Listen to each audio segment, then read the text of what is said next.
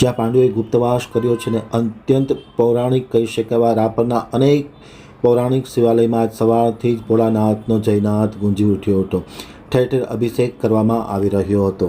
હવે રાપર આમતક ન્યૂઝ બ્યુરોનો એક વિસ્તૃત રાપર તાલુકામાં મહાશિવરાત્રિ નિમિત્તે પૌરાણિક શિવાલયોમાં હર હર મહાદેવના નાદથી ગુંજી ઉઠ્યા હતા. આજે દેવોના દેવ મહાદેવના પવિત્ર પાવન પર્વ એટલે મહાશિવરાત્રિ નિમિત્તે વાગડ વિસ્તાર કે જે પૌરાણિક મહત્વ ધરાવે છે, આ પૌરાણિક મહત્વ ધરાવતા વાગડ વિસ્તારમાં પાંડવકાલીન વિરાટનગર હતું. પાંડવોએ અજ્ઞાતવાસ ગુજાર્યાના પુરાવા મળે છે. આવા વાગડ વિસ્તારમાં આજે મહાશિવરાત્રિના પર્વ નિમિત્તે અનેક જે પૌરાણિક મંદિરો છે, જેમાં જાગેશ્વર, નાગેશ્વર, અંકલેશ્વર, રામેશ્વર, દુધેશ્વર સહિતના શિવાલયોમાં સવારથી જ ભાવિકોની ભીડ ઉમટી પડી હતી અને અભિષેક કરવામાં આવી રહ્યો હતો.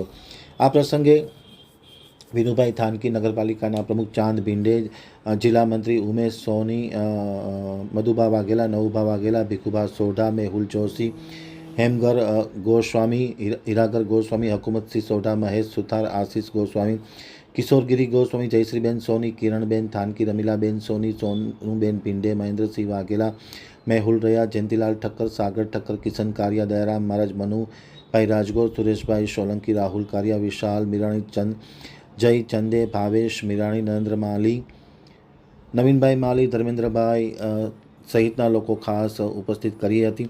અને સાંજે 4 વાગ્યે વિશાળ શોભાયાત્રાનું આયોજન કરવામાં છે. રાપરના in-charge PI V S. Segal, second PI S V. Chaudhary સહિતના લોકોએ ખૂબ બંદોબસ્ત જાળવ્યો છે.